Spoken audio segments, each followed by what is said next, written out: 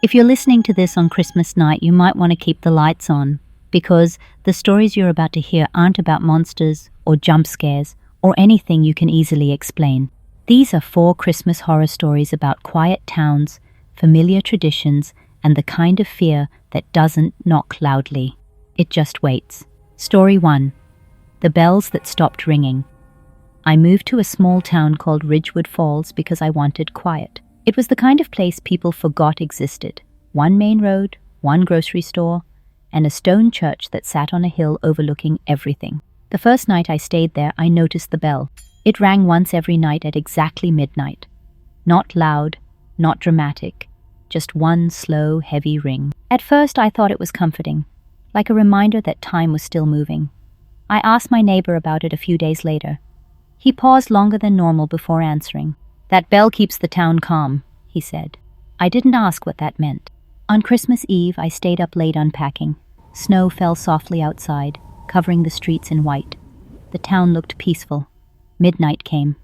The bell didn't ring. I checked the clock again. 2:01. That's when my phone buzzed. No caller ID. When I answered, I didn't hear a voice. I heard the bell, ringing slowly, right next to the phone. Outside, porch lights started turning on one by one. Doors opened.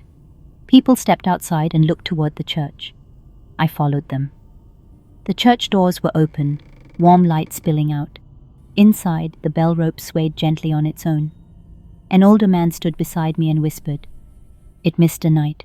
Now it has to catch up." The bell rang, and something heavy lifted from the room. The next morning, the church was gone. So was the bell. But every Christmas Eve since then, my phone rings at midnight, and I never answer anymore.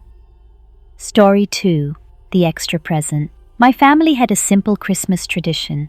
We only bought gifts for people who were physically there. That rule started after my mother passed away. It was easier that way. No empty chairs, no reminders. The first Christmas without her, everything went fine. The second one didn't. On Christmas morning, I walked into the living room and immediately noticed something was wrong. There were 4 presents under the tree.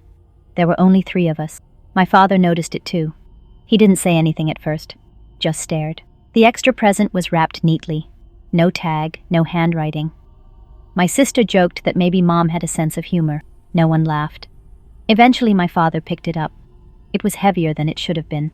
Inside was a small box, and inside the box was my mother's watch, the one she was buried with. None of us spoke. That night, we heard movement downstairs. Soft footsteps, drawers opening, something being gently placed back where it belonged. In the morning, the extra present was gone. So was my father. The police never found him. Every Christmas since then, I leave 1 light on in the living room, and I never look under the tree first. Story 3. The Last Stop on the Route. I used to work overnight deliveries during the holidays. Most people hate Christmas Eve shifts. I didn't. Empty roads, no traffic, easy money. There was 1 stop I hated, though. It was always the last one. The address didn't exist on any map, just coordinates. Every year, the order appeared on my route on Christmas Eve. The house sat at the end of a dead road, no decorations, no lights. I never got out of the truck. I just marked it, attempted, and left. Until one year, when the app wouldn't let me. It said, "Delivery required," so I knocked. The door opened immediately. A man stood there, smiling calmly. "Thank you for coming," he said. Inside, the house was fully decorated. A tree, a table set for dinner, but no one else was there. He asked me to place the package under the tree. As soon as I did, the room felt colder. "Now we can eat," he said.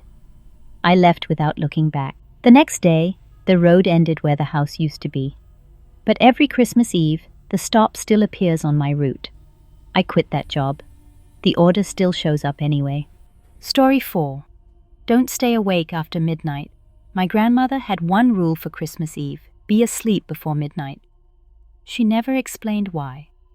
The year I broke that rule, I was 16. I stayed awake in my room, scrolling on my phone. At 11:58, the house went quiet. Too quiet. At midnight, I heard footsteps. Bare feet on the hallway floor. then a whisper. My name. I stayed perfectly still. Something stopped outside my door. I heard my grandmother's voice from the hallway. "Not this one," she said.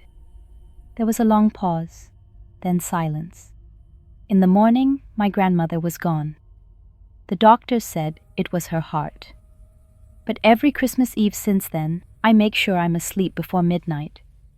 Because sometimes, when I'm not, I hear footsteps again. Those were 4 Christmas horror stories. No screams, no monsters, just the quiet kind of fear that waits for the holidays. This is Tale Migo.